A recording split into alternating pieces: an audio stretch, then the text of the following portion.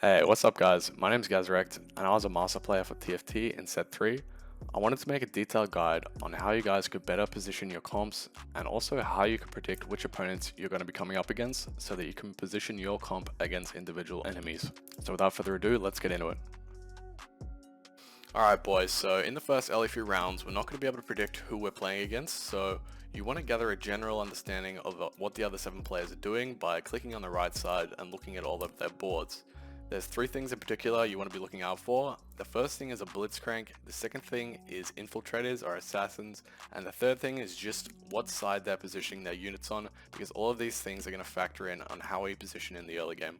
First thing we want to be considering is the enemy positioning of Blitzcrank. The way Blitzcrank's hook works is he'll pull our furthest away target from him, he'll knock them up, and the knocked up target will sort of get gangbanged by the rest of the team as they start prioritizing the knocked up target. So what that means for us is we want to be sacrificing our weakest unit to Blitzcrank by positioning it the furthest away from him. The reason we want to be considering infiltrators is because infiltrators work in a way where they jump in a straight line. For example, if enemy infiltrators were positioned on the right side, they'll jump to our right side. So we want to position our carries and probably most of our champs in the early game away from enemy infiltrators, so that they have to walk across the map and waste about 5 seconds jumping and walking before they start doing any damage. Alright boys, so let's say we've done some scouting and we've noticed that a few Blitzcranks and a few enemy assassins are on the other side of the map, on the right side of the map. This is what we noticed. Primarily, we're not going to get it right 100% of the time, but the majority of people that are playing these units are playing them on the right side of the map. Just a hypothetical scenario.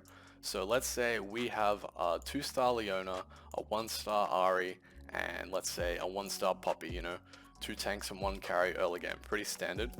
So what happens here is a Blitzcrank, if we verse one, is going to hit the furthest away target, which is our weakest unit, as a 1-star Poppy.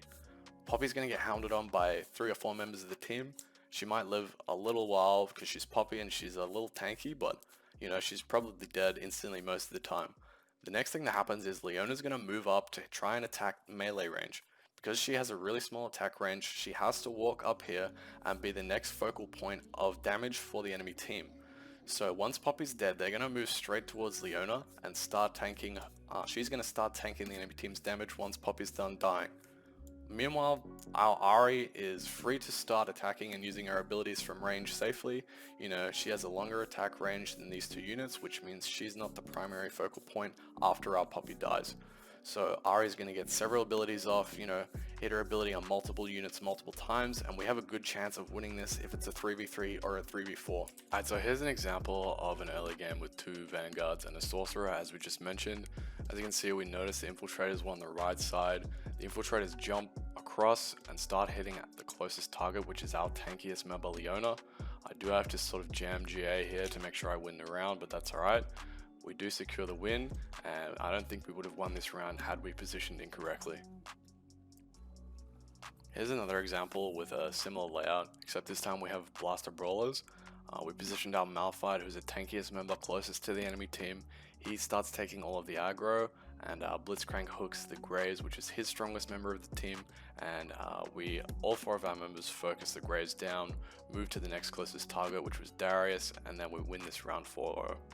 So let's say none of the enemy team are playing Blitzcrank or none of the enemy team are playing infiltrators. We want to consider moving our tanks up a little bit because our backline is not at a direct threat from being hooked or jumped on.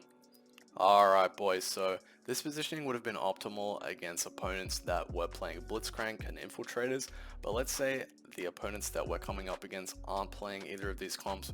We should consider moving our tanks closer to the enemy team so they don't waste time walking up.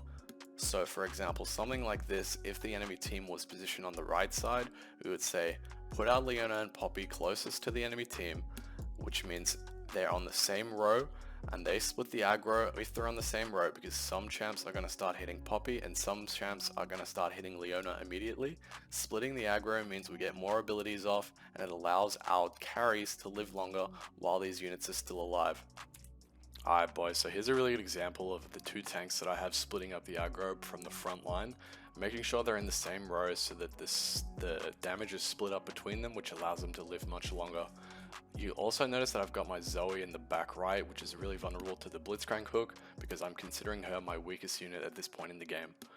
This allows our 2 tanks to survive much longer as they're splitting up the aggro, and it also allows our 3 carries to be the last remaining units, pumping out the damage to finish off the round, which we end up beating as Ziggs with the Seraphs.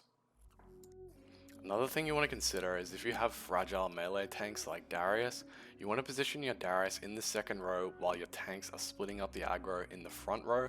As you can see in this clip, Darius kind of walks around safely behind the Shen and the Blitzcrank, takes all the glory by dunking them, and we win this round 4-0 very easily.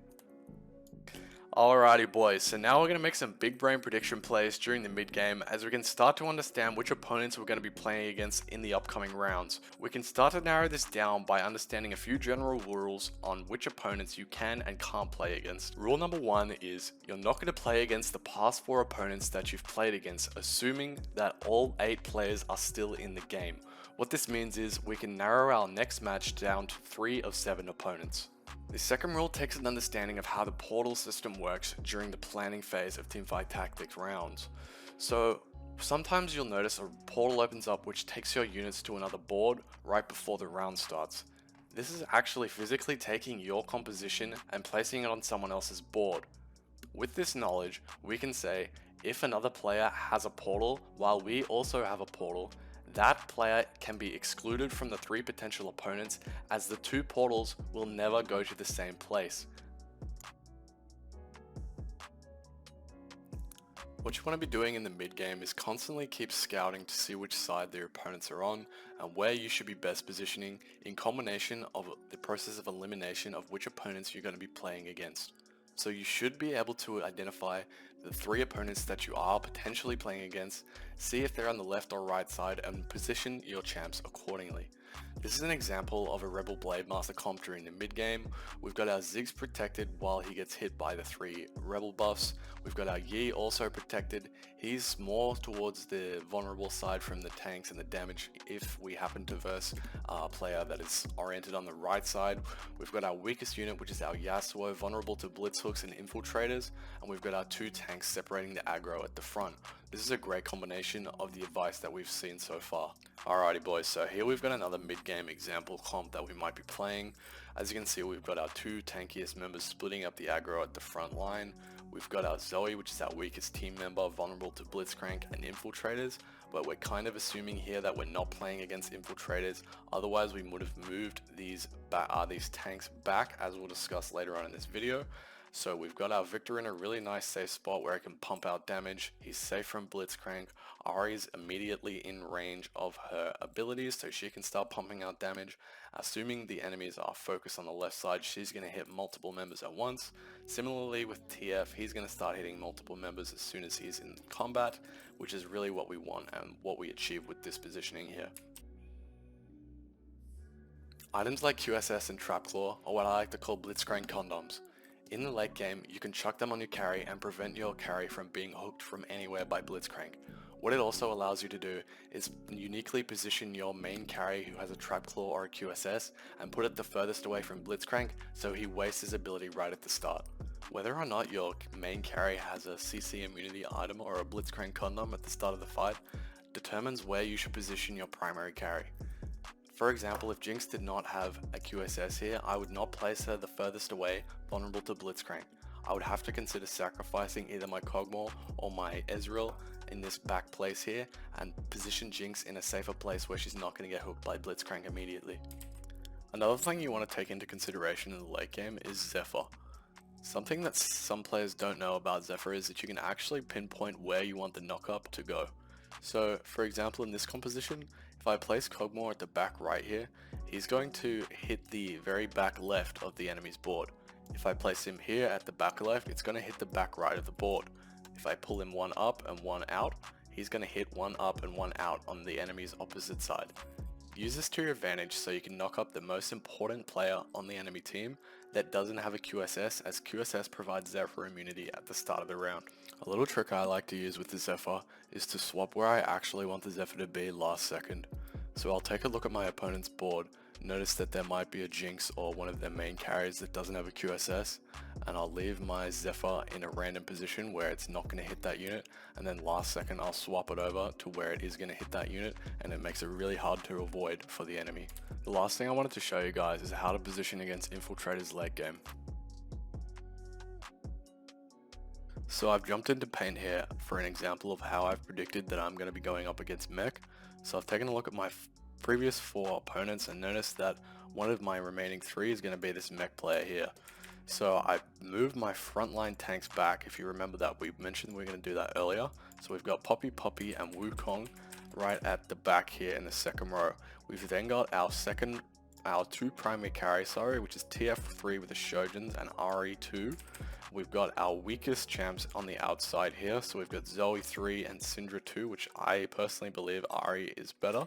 So we've got our defensive shell is what I like to call it on the outline here. So we've got Poppy, Wukong, Zoe and Syndra, and then on this internal sort of, our actual turtle, we've got TF and Ahri, which are protected. And what this is going to do is Shaco is going to be forced onto Syndra here, Kha'Zix is going to be forced onto Poppy, Kai'Sa is going to be forced onto Poppy and Wukong, and Fizz is going to go straight onto Zoe. And these 2 units in the middle here are going to be completely safe. So I'll play that clip for you guys now. As you can see, guys, the Infiltrators jump as we said in the little quick paint drawing. I hope you guys like that. Our TF3 with Shojins remains protected throughout most of the fight. He ends up pumping out the damage. And not only that, the aggro between our tanks was split up nicely when we had about 1 Infiltrator, as well as the mech pilot per tank. So during the end game, both of our poppies end up living, and it allows us to win the fight because we split up the aggro between our units so well. And please remember, guys, this is my personal opinion. I'm not saying this is the definitive guide to how to position your units. Players better than me probably will disagree on some of these points. I'm just saying this is my personal views on the best way to position, and this is how I approach positioning in these games. And don't feel like this is, the one right way to position, and try it out yourself, see what works and see how it fits your playstyle. Other than that, boys, that's about all I had to say. I hope you found this video helpful. I know it's improved my game a lot, not trying to autopilot my positioning and actively position the best way I can each round. It definitely helps you secure those wins, especially before Krugs, and get the early win streaks happening and secure those top 4s. If you enjoyed the video, please leave a like. If you had any questions or anything to say, down below is the comment section, and I'll try and reply to as many of you guys as possible. I do stream on Twitch pretty much every night from about 5:30 Sydney time, which is Australian Eastern Standard Time. If you guys are interested in coming and hanging out, asking any questions or things like that, I'd love to see you guys there. Anyway, guys, thanks for watching. Peace.